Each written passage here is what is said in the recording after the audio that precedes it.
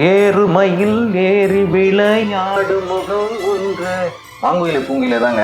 ராஜசட்டை கேட்குமா இந்த பாட்டை எப்படியும் கம்போஸ் பண்ணலாம், நிறைய ஸ்டேஜில் விளக்கமே கொடுத்துருக்காரு. சக்திவேல்னு ஒரு படம் பண்ணும்போது எஸ் ரவிக்குமார் அவர் ராஜசட்டை போய் உட்காரும்போது என்ன மாதிரி பாட்டு வேணும்னு கேட்டிருக்காரு. எனக்கு மாங்குயில பூங்குயில மாதிரி வேணும் கஃபரன்னு சொல்லிட்டாரு.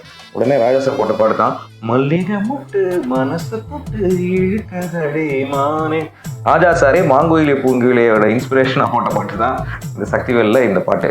ஸோ இதே இன்ஸ்பிரேஷனில் மாங்குயிலே பூங்குயிலே எந்த அளவுக்கு பட்டி தொட்டிலாம் ஹிட்டோ அதுக்கு ரெஸ்பெக்டாக வித்யாசாகர் அவர்கள் ஃபோக் சாங்கோட இம்பார்ட்டன்ஸ் சொல்கிற மாதிரி ஒரு பாட்டா